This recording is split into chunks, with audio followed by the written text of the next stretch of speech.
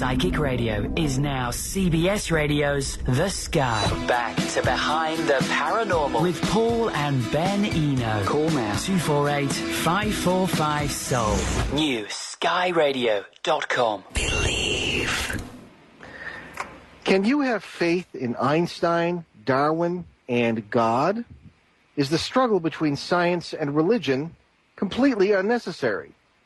What can the paranormal teach us about God? Hello, and welcome to the 175th edition of Behind the Paranormal with Paul and Ben Eno. I'm Ben, and those rather unexpected questions came from my co-host and partner in the paranormal, my dad. Our guest this evening is Dr. Bernard Haisch, an astrophysicist and author of over 130 scientific publications. He served as a scientific editor of the Astrophysical Journal for 10 years, and was principal investigator on several NASA research projects. After earning his Ph.D. from the University of Wisconsin at Madison, Dr. Haisch did postdoctoral research at the Joint Institute for Laboratory Astrophysics in Colorado and at the University of Utrecht in the Netherlands. He has been staff scientist at the Lockheed Martin Solar and Astrophysics Laboratory, deputy director of the Center for Extreme Ultraviolet Astrophysics at the University of California, Berkeley, and visiting scientist at the Max Planck Institute for let me brush up my German here, Extraterrestrische Physik in Garching, Germany, or perhaps I should say Deutschland. He was also editor-in-chief of the Journal of Scientific Exploration. Before his career in astrophysics, he attended the Latin School of Indianapolis and the St. Meinrad Seminary in Indiana as a student for the Catholic priesthood. His first book, The God Theory, received excellent reviews. His new book, The Purpose-Guided Universe, Believing in Einstein, Darwin, and God, came out in May. He is married to Marcia Sims, and they live with their 3 children in the San Francisco Bay Area. His website, www.thegodtheory.com. Dr. Bernard Haisch, welcome to Behind the Paranormal. Well, it's my pleasure to be here tonight. Great to have you. As I said before we went on the air, I've really been looking forward to this show because you and I are both seminary veterans. In our subsequent careers, yours in astrophysics and mine in journalism and paranormal research, we fascinatingly seem to have come to some of the same conclusions from different directions, and sometimes different conclusions from the same direction. So let's start at the beginning. Ben, if you would, please. All right. So, Dr. Haisch, what is the God theory? Well, it's the concept that there may be an intelligence behind the universe. That the universe is not simply a product of statistics, that the universe has finely tuned properties, as we can talk about tonight, that really can be best attributed to a vast consciousness that's behind the universe. Now, it's also possible to explain the fine-tuning of the universe without any of that, but then that's done in this recent book by Stephen Hawking, for example. But I tend to think it's the other way around. We'll talk about this. Okay. What is, by the way, Ben has more questions, but you mentioned Stephen Hawking. What is your reaction to his recent comment that God did not create the universe? Or is he reasoning in circles? Of course, I disagree with him, but there are 2 ways to look at the fine-tuning of the universe, which is really the critical sort of evidence. It's been discovered over the last 20 or 30 years in astrophysics and physics that the universe has got a whole number of finely tuned properties that make it life-friendly. By life-friendly, I mean that make it conducive to the formation of stars and planets. And presumably on those planets, we'll find conditions for life to evolve as it has on the Earth. There are probably millions of civilizations out there based on statistics. Okay. Doctor, I'm going to ask you to talk just a little bit more slowly because the audio, there seems to be a slight delay or something. But so just speak a bit more slowly. I think people might hear you better. People often say the same thing to me. So go ahead, Ben. You have another question. Right. So you believe that there doesn't have to be any conflict between science and religion. And why is that? Well, because the basic evidence of science for a Big Bang 13.7 billion years ago, the ancient Earth, Darwinian evolution, those are pretty well-established things. And you don't need to throw away the idea of God to have those, because I think, in fact, the intention behind the universe is probably one in which God wishes to see experience. The experience is gotten in a universe like ours, where you have life-friendly conditions and all sorts of life forms evolving. On our planet, we have millions of different life forms. Who knows how many there are in the universe? And so you can accept all the basic foundations of modern science and still have room for God. Okay. All right. So, what does that do to the multiple worlds interpretation of the quantum physics? Well, let's be careful here. If we're talking about the many worlds interpretation, which is that every quantum split causes a new universe to form, that seems to be a pretty unreasonable conjecture, if that's what you had in mind. There's several multiverses that... Yeah, well, we'll get into some depth on this, but go ahead. When you're talking about the multi-worlds interpretation and the many worlds interpretation of quantum mechanics, that says that every time a quantum event takes place, all the possibilities somehow manifest. And every possibility creates its own universe. And so the tiniest little atomic transition here on Earth can create a new universe throughout the universe. Mm-hmm. This really seems pretty far-fetched because just think for a second about how many such events might take place per second. There's something like 10 to the 80th atoms in the universe. Oh, it's amazing, yeah. And if each one of those split the universe every second, we'd have 10 to the 80th universes after 1 second, and then another 10 to the 80th universes, 3 to the 10 to the 80th after 2 seconds. And pretty soon, you're creating universes one after the other so rapidly it's impossible to even keep up with. So it's a pretty wild conjecture. Okay, so do you subscribe to any... I'll tell you why we're so hot on the MWI, but do you subscribe to... There are a number of interpretations of the MWI, and you've extrapolated one of the most common. But do you accept the MWI in any form? No, it seems utterly preposterous to me. Okay, all right. So, Ben? All right, so what is your approach to the paranormal? Well, I've kind of missed the connection between the paranormal and what we're talking about with the God theory. Okay, well, then maybe I can help bring them together. I'll just, if I may. And I started in paranormal research 40 years ago while I was in the seminary, right? And I had all the assumptions of Western categorical science, okay, and Western categorical theology, okay. And I wanted to make everything fit. I think that is, as I've spoken with many people in the paranormal realm and paranormal research, whether they have degrees or not, they want to make it all fit. Right.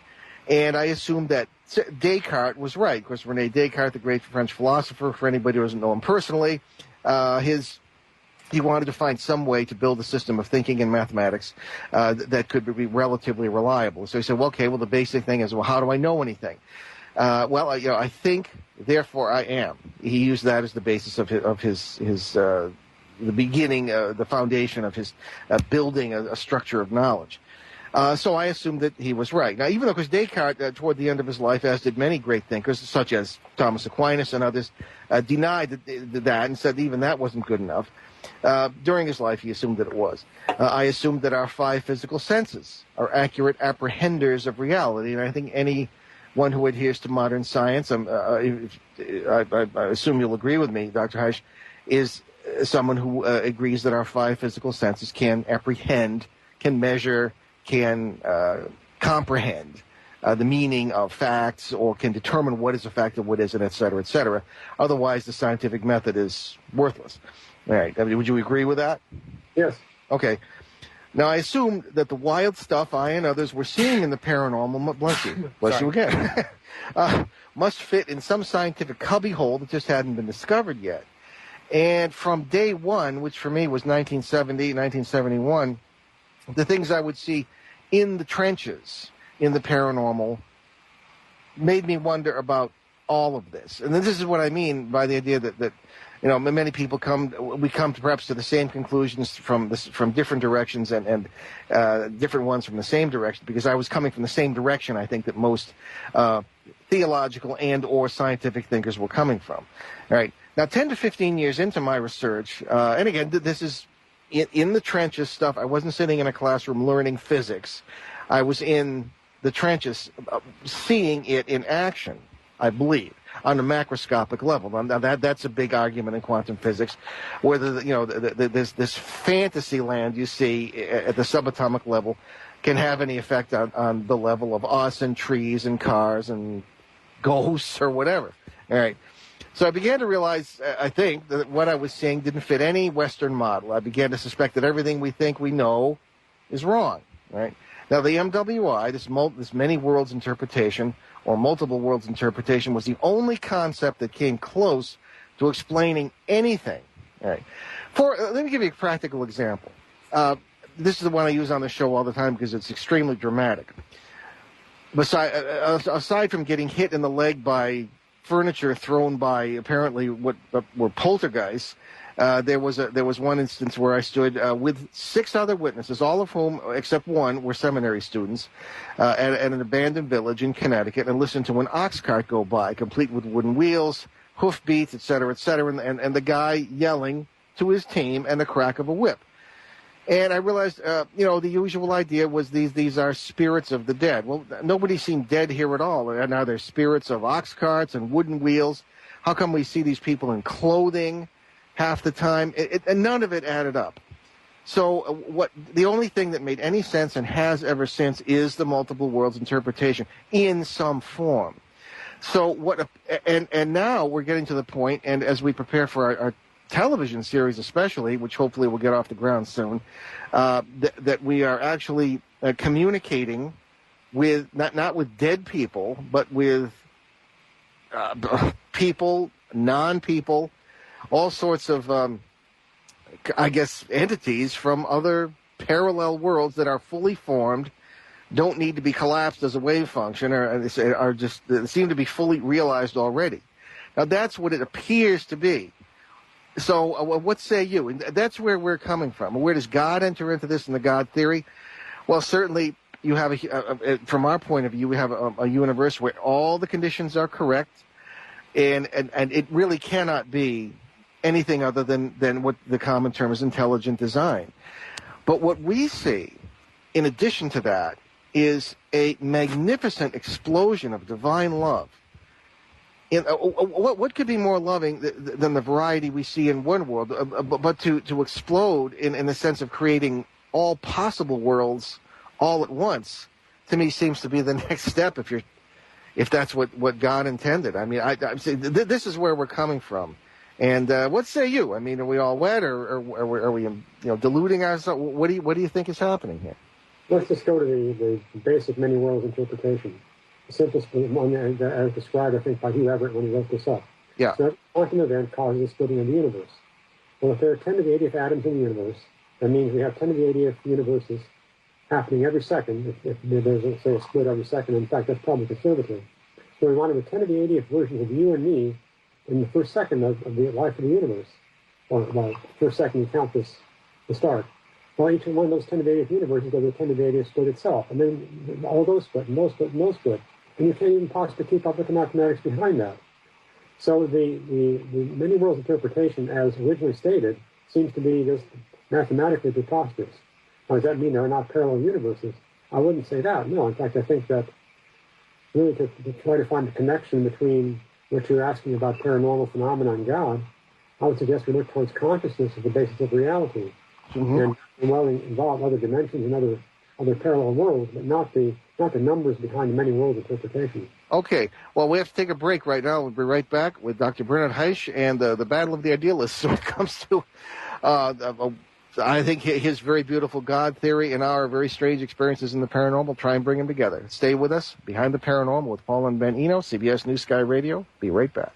CBS Radio's The New Sky. NewSkyRadio.com. Across the Veil with April Lugo. Join April Lugo each Tuesday night at 7 for Across the Veil. Across the Veil is a show that promises to be a unique experience as April connects and communicates with those who are across the veil. April receives guidance and wisdom from the ancients, angels, masters, teachers, and guides, as well as hearing messages from those who have preceded us across the veil, family, friends, and loved ones alike. The program is an excellent opportunity for you to hear from those who are across the veil. April will be answering questions and giving insight. That's the main reason for the program. Across the Veil at 7 Tuesday on The Sky. Look up to the sky. Psychic Radio is now CBS Radio's The Sky. Reach out, NewSkyRadio.com.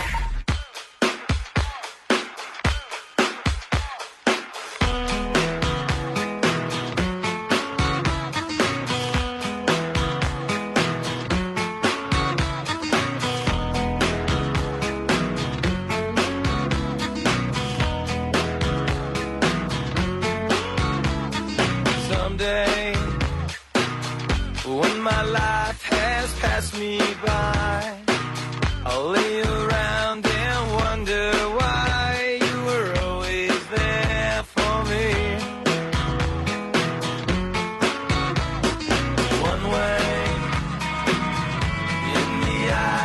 a passerby.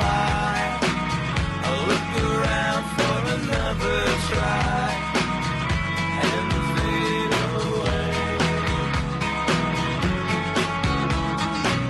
Just close your eyes and I'll take you there. This place is warm without a care.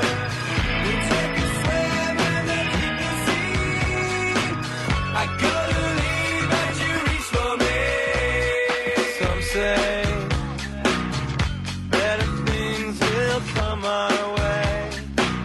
No matter what they try to say, you were always there for me.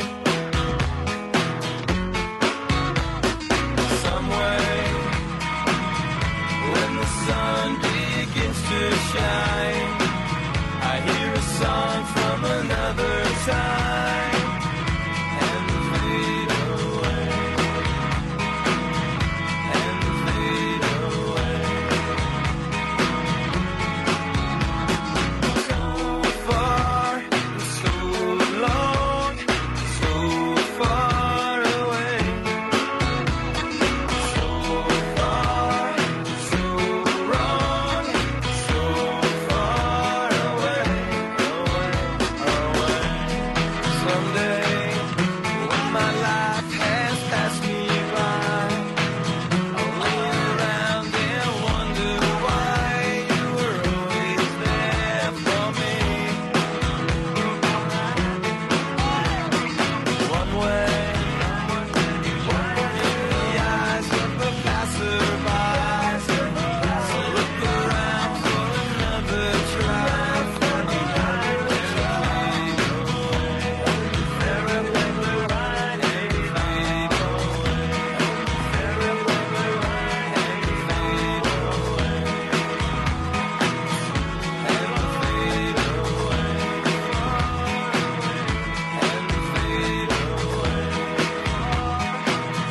Psychic Radio is now CBS Radio's The Sky. Back to Behind the Paranormal with Paul and Ben Eno. Call now 248-545-SOUL. New skyradio.com. And we are back with Dr. Bernard Haisch on Behind the Paranormal, and our subject tonight is God and the Paranormal. And we've been talking a little bit of physics here, of multiple worlds interpretation of quantum mechanics, or the many worlds interpretation. And let's back up just a little bit. We started with the idea of Dr. Heisch's rather beautiful God theory.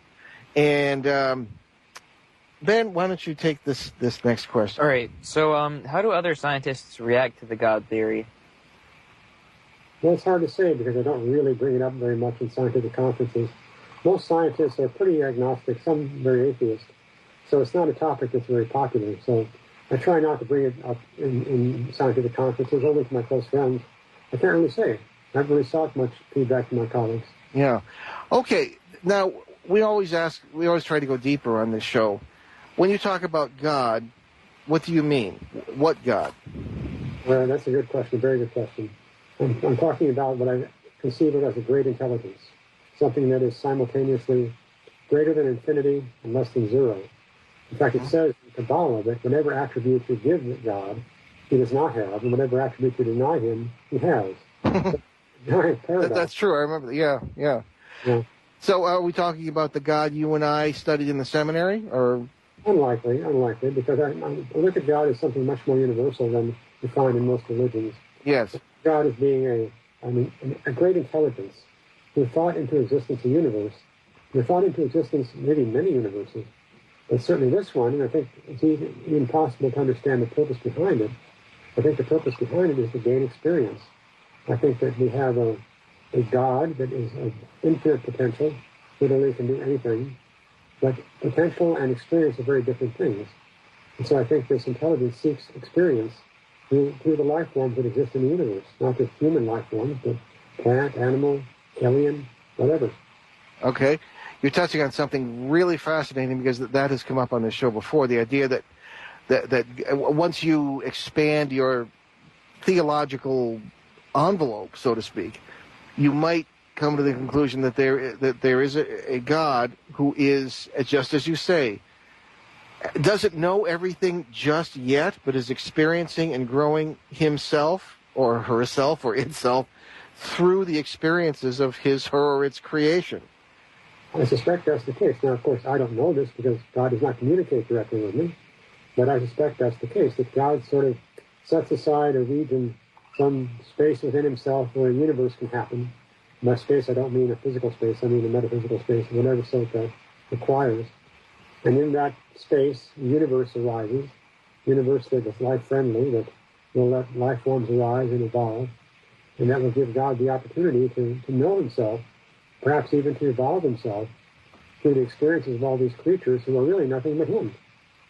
Well, this is true. In my last book, Turning Home, I get into the idea that everyone says, well, my wife died and I haven't prayed since then, or I don't believe in God anymore because I lost my cat. I mean, it just, and we've all suffered tragedies. But to blame it on God seems to me to be extremely, to anthropomorphize God ludicrously. And it seems to imply that we are entitled to some sort of, to be healthy, happy, healthy, and wise, and I don't understand that reasoning. And everyone seems to abide by it. And that seems to be the God that they worship is one who was a sort of a giant vending machine. And Yeah. I just can't abide that. But Ben, you just finished 12 years of Catholic school. Yep. And you work with me in the paranormal field, and you see a lot of our theories, at least as we believe, in action, so to speak. What's your reaction to all this? What, compared to what you learned in school, what is the God you experienced? Well, not the God that most of them talked about. Yeah. Because, I remember my religion class last year, not religion, it was social justice. And, I don't know, we didn't really talk much about God except for, all this stuff that was kind of common sense. But it was just a bunch of his own opinions thrown into everything. And then, I don't know, I don't really remember much because I didn't pay attention through most classes. Oh, here we have the truth. Okay. I just regurgitated what they told me. Yeah, So yeah. that's the only, I didn't put my own personal opinions into things. If I did, I probably would have gotten kicked out of school. Okay. Well, Dr. Haisch, how did your own faith and theology, which are not the same thing, of course, evolve after you were in the seminary for 1 year, your first year of college, correct? Correct. Okay. And how did it evolve after that? Well, first of all, why did you leave the seminary, if you don't mind me asking? I mean, I freely confess that I was thrown out for investigating the paranormal. But... Let me back up and say I probably spent a little more time than that because you should probably count the high school I went to, which was devoted to training these boys wanting to go to seminary. Oh, so you were in a minor seminary as well? Pretty much. Oh, okay. Yeah, as was I, sure. It was called the Latin School of Indianapolis. Oh, okay. 5 years, if you count that. All right. But I guess the things that caused me to leave were just philosophical and metaphysical disagreements with the church. For example, its position on birth control, Okay. position on divorce. I think the one on birth control is particularly insidious because we have a planet that's really struggling because of the population burden we placed on it. And to say you should not practice birth control, to me, is not just wrong, I think it's a criminal position. Okay. Well, let's get back to the idea of God then, because I think we can see very clearly where you're coming from and where I'm coming from. When you mention, the reason I asked the question about what God are you talking about is because one often will hear a physicist these days, or a scientist in general, mention the word God sort of off the cuff or without defining what he or she means. When someone, I'm sure you obviously rubbing elbows with scientists as you do, fellow scientists, do you hear that very often? People mentioning God now, or something that amounts to God, and what do they mean by it? Well, that's the problem. One of the reasons that scientists tend to reject the idea of God is because the concepts of God that you find in the religions are pretty childish. They're pretty immature. Yeah. They don't make sense. They contradict each other. And so it's very easy as a scientist to say, oh, this is all a bunch of nonsense. Listen to it. I think what we need is a better concept of God, and there is one. If you simply go back throughout history and look at what's called the perennial philosophy, you'll find plenty of discussion there about what God must really be like and what our relationship to him is. Mm-hmm. That's very well put, because we are constantly battling stereotypes, and the stereotypes about God seem to filter down into every aspect of society, because God is probably a society's understanding of God, in my opinion, is the root of its understanding of itself. And when you have these almost goofy notions, anthropomorphic notions, and for those who don't know what anthropomorphism is, it's a theological term, I guess, that has to do with applying human characteristics and motivations to the divine, or to God in particular, or gods, or whatever you happen to believe in. And and we are constantly running into it in the form of, as what I started out saying, the assumptions of the Western mind, or even in the paranormal. Well, yeah, something weird's going on. It has to be the spirit of someone who's died. We don't know any such thing. As a matter of fact, I don't think we know anything, period. But we're not going to get past that without opening up to realize that there are other ways to understand things. So I know just what you mean. On the other hand, when we often discuss, for example, I can imagine Ben in some of his classes discussing the great minds of the Western world. Eastern. What's that? I'm sorry, or the Eastern world, in your case, Chinese history. And you run into someone, say, like Trotsky or Lenin, who are supposedly intelligent people. But to me, I have a problem with anyone who misses the entire point of the universe, which to me is God, and they just miss it. How can they be intelligent? So, I mean, one wonders, one can transfer that perhaps to scientists who are agnostics or atheists. I don't believe in atheists. I don't think there is any such thing. Once you get down and ask them what God they don't believe in. I mean, am I right? I mean, I think one has to intelligently decide what not to believe as well as what to believe. That's right. I mean, God is sometimes pictured as sort of an irrational Santa Claus in the sky. Exactly. It makes very little sense. Yes, that's true. I think a better concept of God would go a long way towards resolving this animosity between science and the spiritual. Mm-hmm. And I think that a big problem in all this is religions themselves. I think religions as institutions have done a very poor job overall. They tend to contradict each other. They sometimes hate each other. In the worst cases, they even kill each other. Oh, well, yes. In the Middle East. Sure. One sect of Muslim is murdering another, and vice versa. Yeah. It's totally insane. So I think this better concept of God is the key that I think will try to open the door to better cooperation between investigations of science and investigations of the spirit. Mm-hmm. Indeed. Well, certainly, one of the arguments we use is that we should respect our elders, so to speak, meaning our ancestors. We, when we present various concepts, sometimes listeners will call and they will expect me to adhere to a more traditional Roman Catholic or Eastern Orthodox point of view. And when we seem not to, people get irate with us because they knew that I was in the seminary. Well, didn't you learn anything?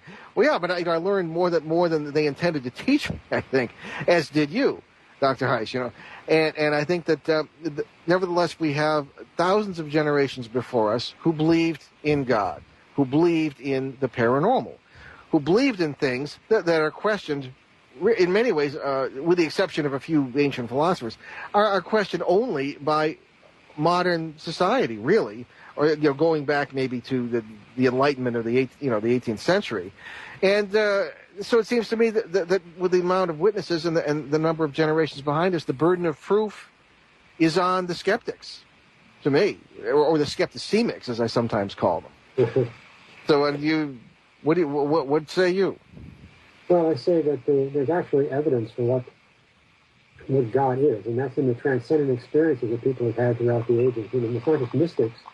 Ordinary men and women have had experiences where all of a sudden the time and the universe have opened up in a way that conveys knowledge that's deeper than anything that we know. Mm-hmm. Knowledge that you rather doubt that 1 + 1 = 2 than doubt the knowledge you get during one of these moments of transcendent experience. And in those moments, people report that they discovered that when they're looking for God outside someplace, they discover to their surprise that God is within. That Absolutely. God is one and the same with their own consciousness. And I think that's the key to unwrapping this mystery of who we are and what God is. God really is us. Yes, God is materialized as us in order to have experience. And by us, I mean everything, not just every living thing, not just human beings. Sure. Oh, no, that's very well put. Again, the stereotypes get in the way. There's one turn of phrase that I used on the show one time, and it evoked all sorts of emails and And I said, whatever you believe God is closer to you than you are to yourself. And I suppose you could interpret that as a word puzzle or game. But people wrote in, they said, what a concept. I mean, to me, it seems very obvious. I mean, where else would God be? But people have this notion of God being separate from us. And again, I still think it's the Western categorical thinking, this categorical habit of dividing things rather than putting them together. And I don't know, we find that in the paranormal all the time. Bloody Psalms are so depressing. Yeah. Thank you, Monty Python. Anyway, we're down to 1 minute. We have another break coming up, but we'll be back very shortly here with Dr. Bernard Haisch, our good friend, and talking about God and the paranormal and what it takes to see through the baloney. We'll be right back behind the paranormal on CBS New Sky Radio, newskyradio.com. Stay with us. CBS Radio's The New Sky. NewSkyRadio.com. This is the Lisa J. Smith Show. So you say you want to be a rock star, so why don't you go ahead and be one? This is Lisa J. Smith. You can listen to me every day at 3 o'clock Eastern.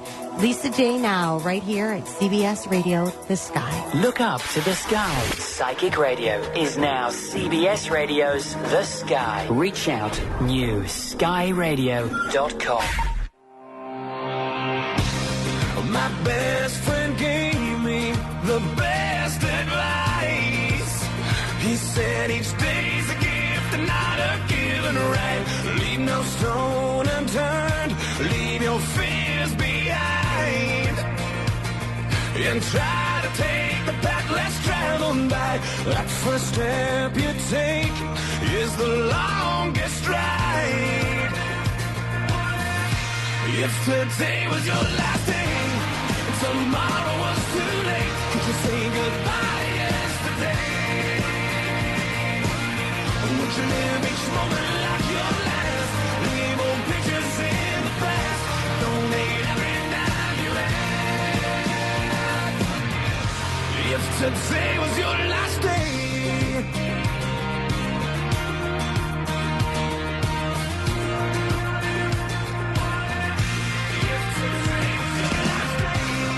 against the grain should be a way of life. What's worth the prize is always worth the fight. Every second counts, 'cause there's no second try. So live it like you've never lived it twice. Don't take the free ride in your own life. If today was your last day, would you make your mark like mending a broken heart? You know it's never too late to shoot for the stars, regardless of who you are. So do whatever it takes, 'cause you can't rewind a moment in this life. Let nothing stand in your way, 'cause the hands of time are never on your side. If today was your last day and tomorrow was too late, could you say goodbye to yesterday? Or would you live each moment like your last? Leave old pictures in the past. Donate every dime you had. And what you call those friends you never see?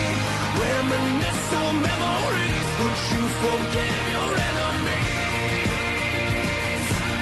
And would you find that one you dreaming of? There up and down the God above, that you finally fall in love.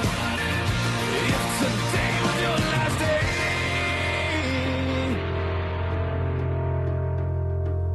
Psychic Radio is now CBS Radio's The Sky. Back to Behind the Paranormal with Paul and Ben Eno. Call now 248-545-SOUL. NewSkyRadio.com. Believe. And welcome back. We're talking this evening with Dr. Bernard Haisch, astrophysicist, and also a former seminary student like myself. And we're talking about God and the paranormal and God and science and the needlessness, in our opinion, of a battle between science and religion that is so often set up in our society, and it really doesn't even have to be there. Now, before we get into, I wanted to get into the near-death experience. I just wanted to perhaps clarify our ideas on why science and religion do not have to battle one another. And I think if you wanted to sum it up by saying that we could just if we get rid of the stereotypes and realize that God is bigger than maybe we think he is, then our problems begin to decrease. So would you say that that's correct? Yeah, I would. I'd say that the God I'm proposing is one that's behind the origin of the universe, not behind any of the intelligent design concepts of trying to modify life forms or fool around with fossils or anything like that. Rather, God is the intelligence behind the universe that 13.7 billion years ago caused a Big Bang to happen. There's nothing unscientific about that because we have no other explanation anyway. Sure. There is a bit of a, not to belabor the point, but there is a bit of feeling that actually, well, there are some numbers too to back it up, that there has not been enough time. The Earth has not existed long enough for evolution in the Darwinian sense to have occurred entirely by chance. I mean, is that correct? I mean, it was someone starting the ball rolling. It really seems to have been a necessary ingredient, given the time involved. No, I would not agree with that. I would say there's been plenty of time. Really? Okay. Yeah. All right. Well, it's just one of the thoughts we sometimes run into.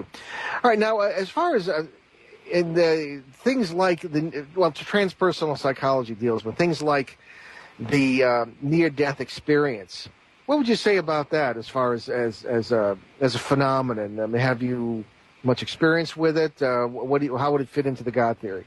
Well, of course, it's never happened to me, but there are a couple of things that it's relevant to. One is that if from that vantage point that sometimes people report where they float above their bodies during a near-death experience, they see things that could not possibly be seen from the location of their body. It's pretty good evidence that what they're experiencing is real, not just a matter of imagination. And so there's real hard evidence, I think, there from the reports, some of the reports anyway, that people have seen something in another room, or just seen something that couldn't possibly be seen no matter what, even if they were conscious from the vantage point of their bodies. Mm-hmm. So that's pretty solid evidence that something real is going on. And then in a more deep level, it's certainly an indication that consciousness is able to access something and go to some realm that may well have to do with where we go after death. That points to the fact that we are more than simply physical creatures. Yeah.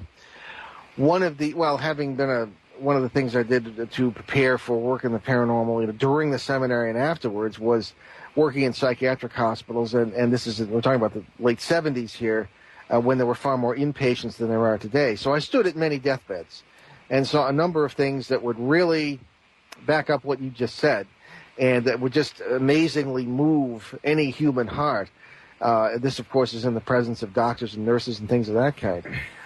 One of the more beautiful experiences that I sometimes talk about on the show was that of a man who was dying. This is at Ogdensburg State Hospital in New York State, and he was paralyzed from the neck down, elderly gentleman in the late 60s. And he was dying and not expected to live for more than another few minutes, really. He suddenly opened his eyes, sat up, which he could not physically do, said, Abba, Ba. And I did not know Hebrew at the time, but in Hebrew that means essentially Daddy is coming. It's a very familiar and intimate form of father, Abba. And he fell back down on the bed and died. And there was a beautiful feeling in the room, almost an aroma of I can't describe it. It was a beautiful experience. Simple. And obviously some sort of near-death experience and going on for this gentleman. He was Irish. I'm sure he didn't speak Hebrew, but he couldn't really say much of anything.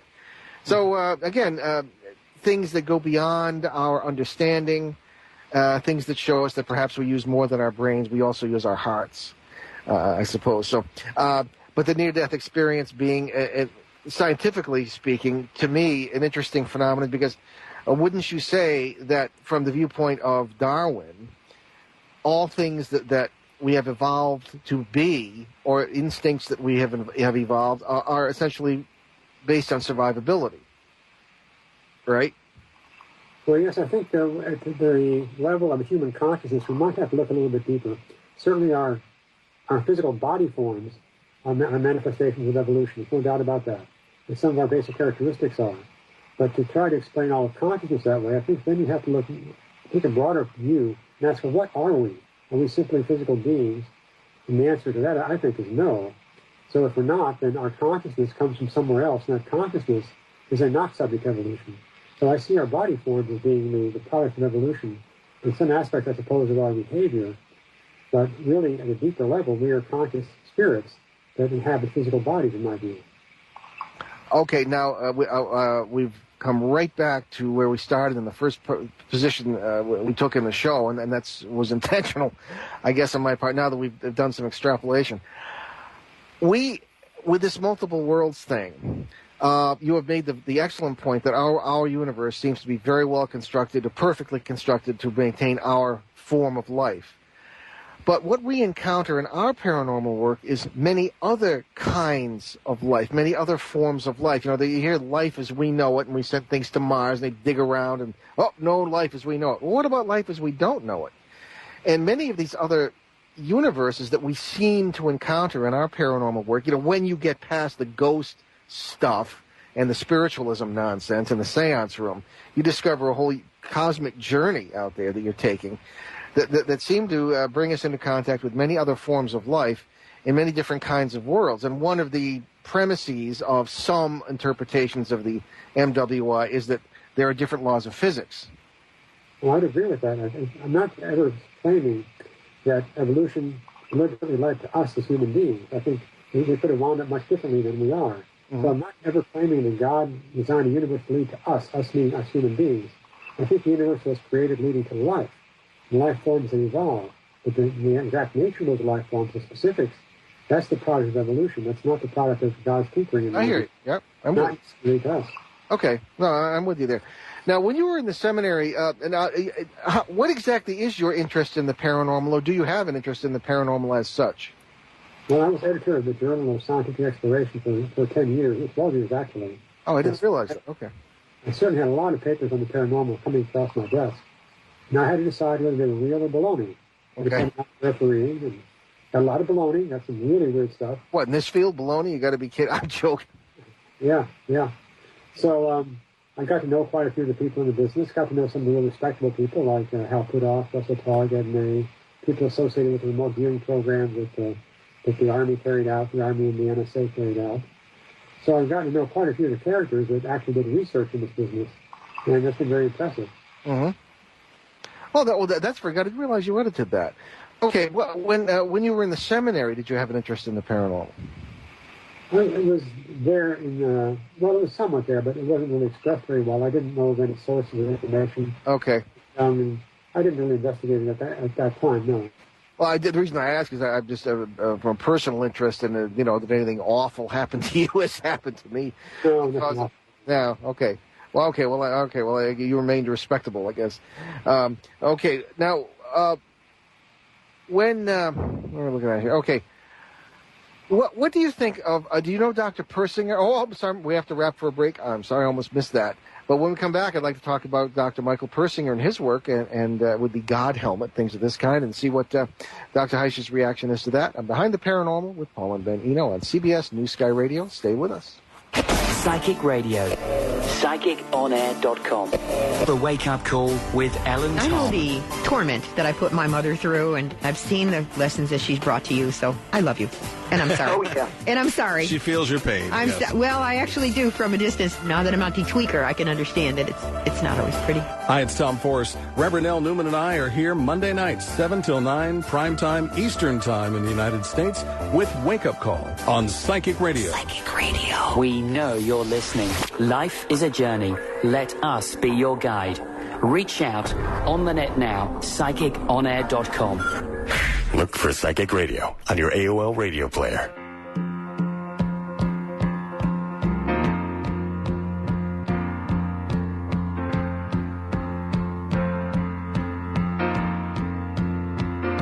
Doctor, my eyes have seen the years and the slow parade of fears without price. Now I want to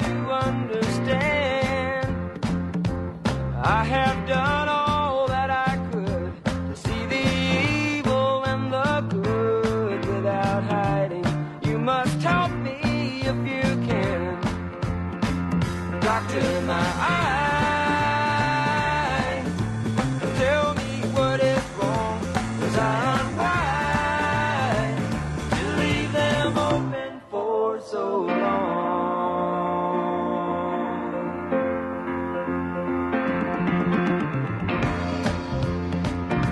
'Cause I have wandered through this world, and as each moment has unfurled, I've been waiting to awaken from these dreams. People go just where they will. I never noticed them until I got this feeling that it's later than it seems. Doctor, my eyes, tell me what you see. I hear their cries. Just say if it's too late for me.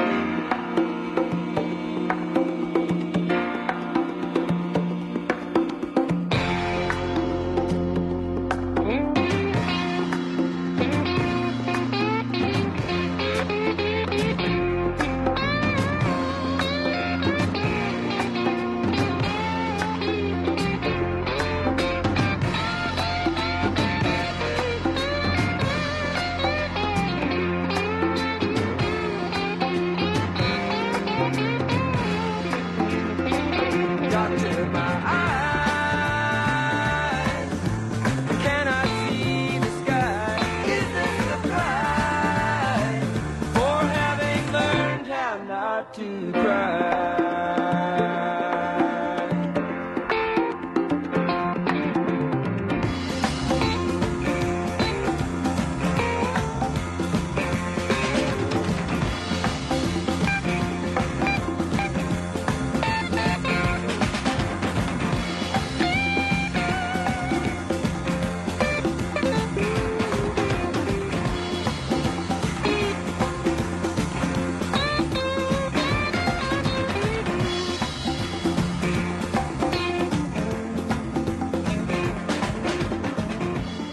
Psychic Radio is now CBS Radio's The Sky. Back to Behind the Paranormal with Paul and Ben Eno. Call now 248-545-SOUL.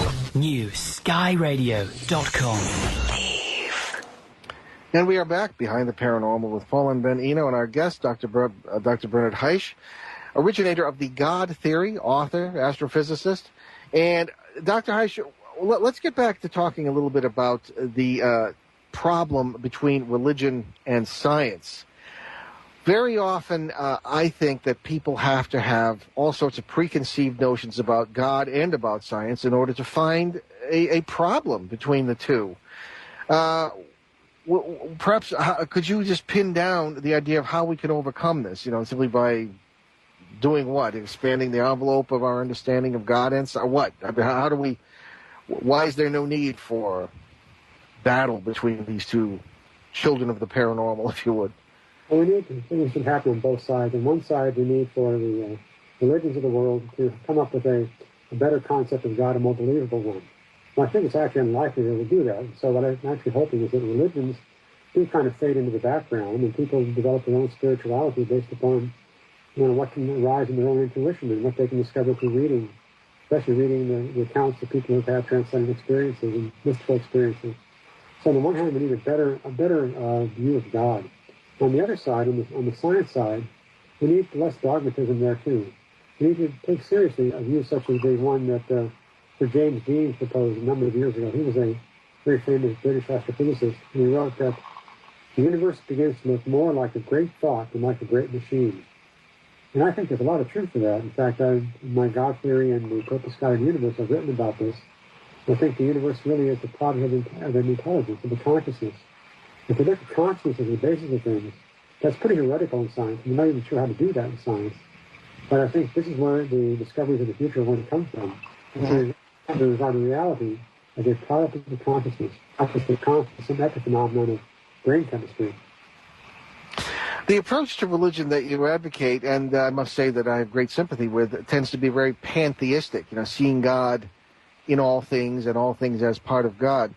when we look at James Lovelock, the originator of the Gaia hypothesis, not the Gaia theory, he stops short of saying that the world, or the biosphere at least, is a conscious organism. What say you about all that? I mean, you mentioned consciousness and kind of in a pantheistic way. Do you think that the biosphere is a conscious entity? Well, I think everything is a part of God's consciousness. And so it's a thought in God's mind. And so everything, almost by definition, has to be part of God, because what else is there? Yeah. If there's God, is there something else? I would say no, there's nothing else. So everything we see has got to be made up of God stuff. I mean, even atoms. Are atoms conscious? Well, at the most minuscule level, I suppose I might say, well, as a thought of God, yes, but really no. So I think we have to think of all of creation, everything we see around us, as being a manifestation of God. And that way God is in everything, but not in a way that is in any way, well, that diminishes from us.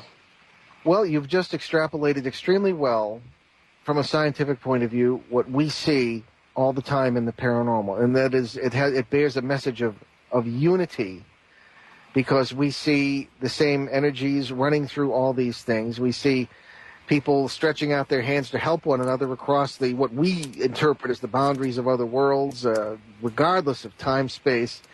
And it's rather a beautiful concept, I think, that can transform human thinking and human existence. So, I mean, I think that it's really a marvelous way to understand it and to put it and to expand our thinking beyond the categorical baloney, as you say, of what we have believed in the past and the limited way we believe it.